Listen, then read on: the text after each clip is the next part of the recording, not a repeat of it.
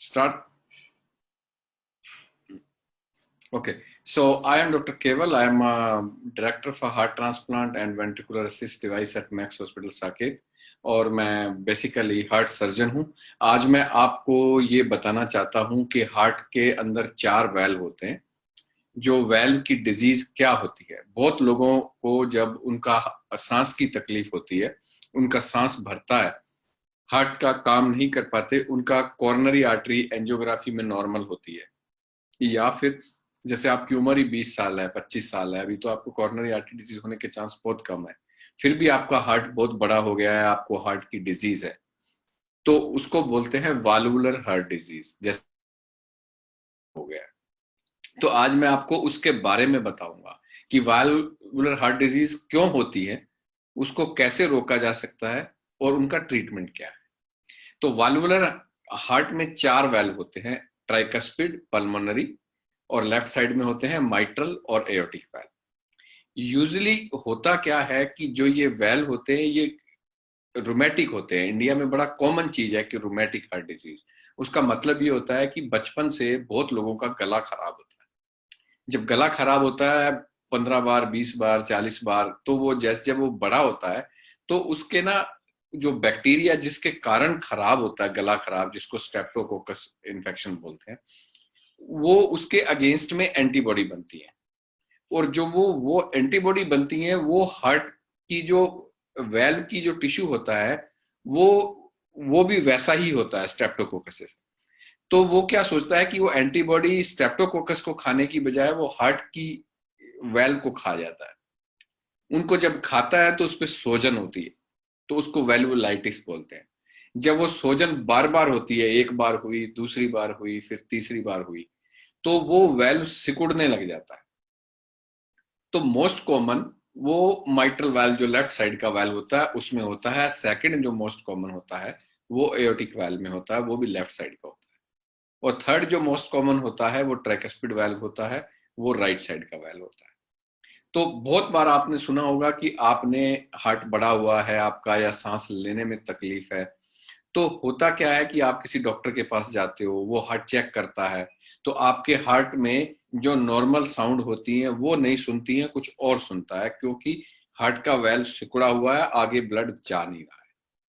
तो अब होता क्या है कि आपको फिर इको के लिए भेजा जाता है। जब आपकी इको होती है, जिसको हार्ट की सोनोग्राफी बोलते हैं, जब वो इको होती है तो आपको बताया जाता है कि आपका माइट्रल वाल्व या तो सिकुड़ा हुआ है या वापिस से पीछे लीक कर रहा है, जिसको रिगर्जिटेशन बोलते हैं, कि ब्लड उसी चैम्बर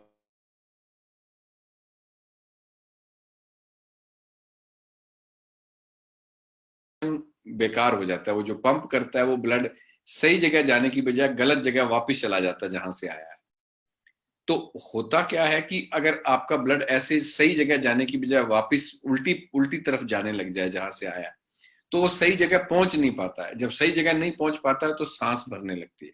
आदमी थोड़ा सा चलता है तो सांस भरती है, सोया। हालांकि आपकी हार्ट मसल ठीक है, आपकी कॉर्नरी आर्टरी जो ब्लड सप्लाई कर रही है वो ठीक है, लेकिन आपके वेल्व खराब है, जिन्होंने ब्लड लेके जाते हुए आगे पीछे की तरफ नहीं जाने देना है, आगे की तरफ जाने देना है। अगर वो खराब हो जाते हैं तो फिर पीछे जाता है।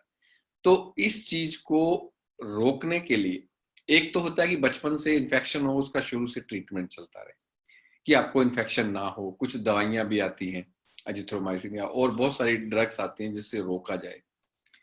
वो भी नहीं है तो फिर बहुत सारी ऐसी होती है कि चलो उसी से ही हार्ट का काम चलाया जाए। जब बहुत ज्यादा सिकुड़ जाता है तो उसकी वेल्वुलोप्लास्टी भी होती है, जैसे जैसे बीएमवी बोलते हैं, बैलून माइट्रल वाल्वोटमी। वो अंदर तार डाल के उस वेल तक पहुंच के उस सिकड़े हुए को खोल देते हैं।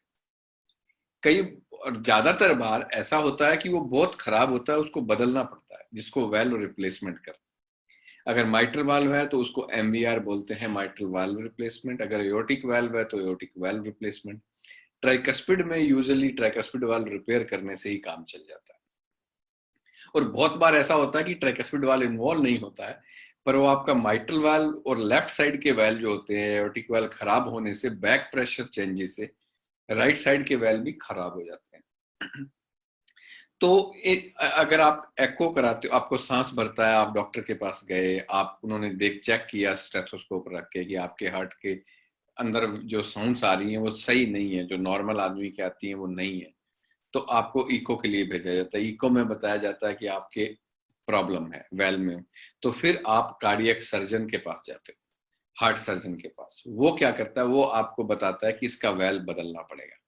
वेल्व दो तरह के होते हैं, एक होता है मेटल वेल्व जो 100 साल चलता है, लेकिन उसके साथ दवाई लेनी पड़ती है खून पतला करने वाली, जो कि उसके ऊपर थ्रोम्बस ना बने, कार्बन के, टफ कार्बन का होता है।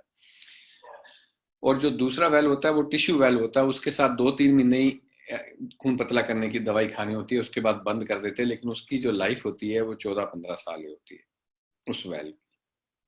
आजकल वेल्व इन वेल्व भी डालते हैं, एक टावी आ गया है जो आपको बिना ऑपरेशन के ही अंदर तार डाल के ऊपर आपका आयोटिक वाल्व या अदर वाल्व बदल सकते हैं, पल्मोनरी वाल्व बदल सकते हैं।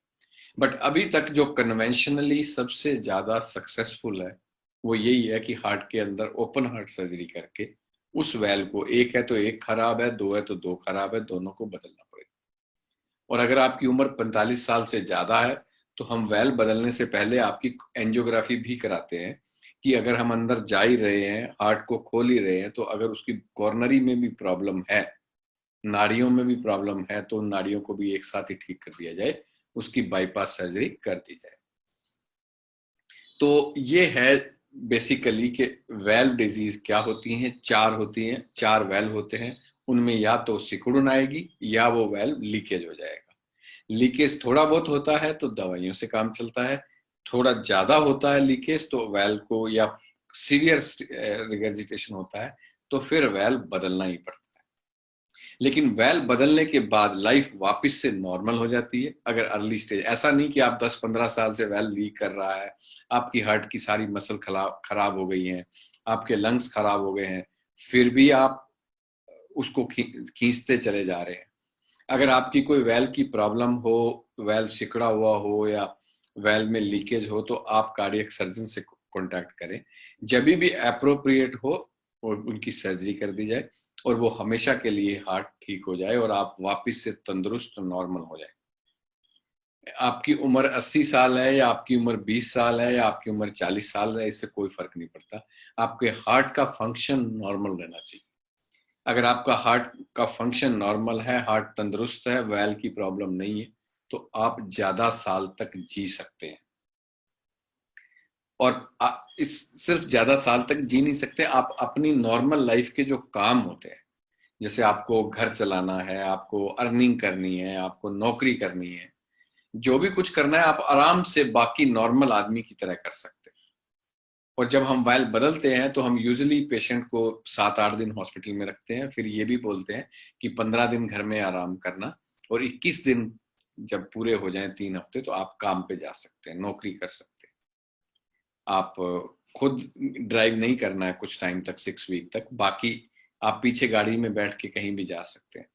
जो बाहर के देशों के लोग आते हैं, ईरान, इराक, जो हमसे वाइल का रिप्लेसमेंट करा के जाते हैं, या ये सऊदी के या किसी और कंट्री के, वो 9 दिन के बाद घर चले जाते हैं। ऐसा नहीं, आप फ्लाई भी कर सकते हैं, आप कहीं पे भी जा सकते हैं, घूम सकते हैं, अपना नॉर्मल काम, रूटीन काम कर सकते हैं।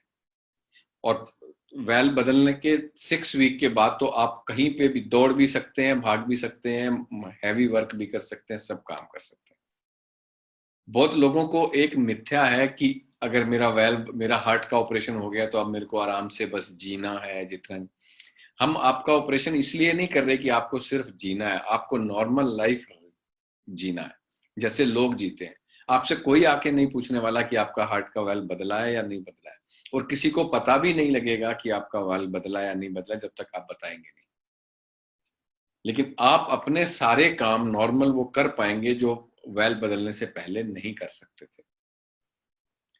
तो मैं आप सबसे यही गुजारिश करूंगा कि जिसके भी हार्ट के वाल्व में कोई खराबी हो, सिकुड़ा हुआ हो या उसमें लीकेज हो, तो आप हमसे कांटेक्ट करें। मेरी वेबसाइट है केवल कृष्ण, www.kevalkrishnan.com। आप उस पर जाएं और उसमें अडल्ट कार्डियक सर्जरी में मैंने वाल्व के बारे में काफी कुछ लिखा हुआ है, सारे वाल्व्स में क्या क्या प्रॉब्लम होती है और क्या क्या करना चाहिए। फिर भी आपको कुछ और क्वेरी हो तो आप contact@kevalkrishnan.com पे आप क्वेरी भेज सकते हैं, हम आपकी क्वेरी का जवाब देंगे। Thank you very much for the listening to me, and आपको कोई भी प्रॉब्लम हो, we are more than happy to help you to make your life better, to give you a long life. Thank you very much.